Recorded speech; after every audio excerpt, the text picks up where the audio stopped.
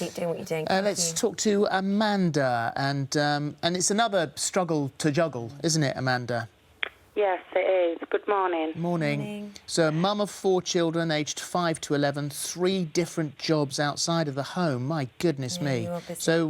So, how do you... Are you worried about keeping it all on a level pegging? Yes, I am. I feel like I'm failing because I can't split myself in so many ways. And I do feel like I'm missing out on a lot of my children as well. I mean, I've just pulled 14-hour shifts this weekend, and I've kept my children off school today so I can spend some time with them before I go back into work tonight. So the children should be in school, should they? Yes, they should today, but I want to spend some time with them. And I don't know what to do anymore, you know. I feel like I'm pulled in so many different directions. It's tough, isn't it? You feel like you're not doing any job to the best of your ability because you're so finely stretched. And if you're... hi, Amanda. And you're working 3 different jobs outside of the house. I mean, I assume you're doing that because you have to do that, so you don't have the option to drop one of those and to be at home more. You really are stretching yourself, you know, to the absolute limit of what it sounds like emotionally you can take. I mean, practically, we can all do a lot. Practically, we can all work a lot and all of that, but it's the emotional strain and what you're saying there about you just want to spend some time with your children. That's very, very tiring. It's very exhausting. It's very mentally challenging at that point because you probably feel guilty and you're very tired.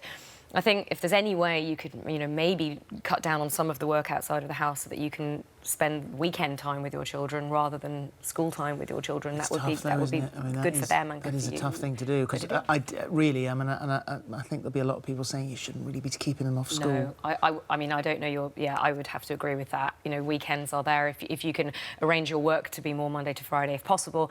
And also, you know... It all sort of harks back to what parenting is and what motherhood is, actually, just to come more generally from you, Amanda, but because it applies to all of us. This whole thing of parenting is quite a new...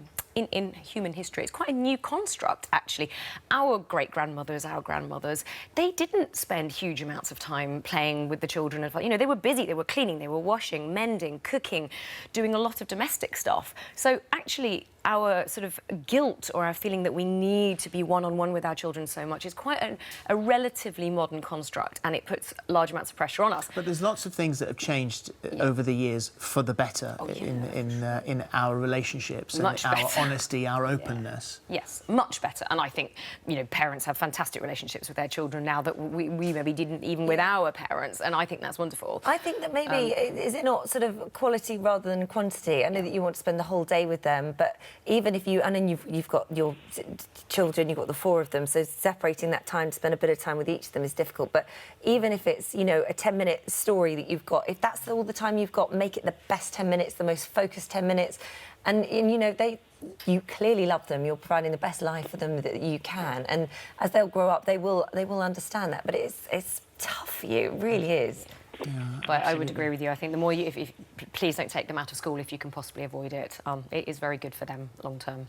All right. Thank you. Thank you very much.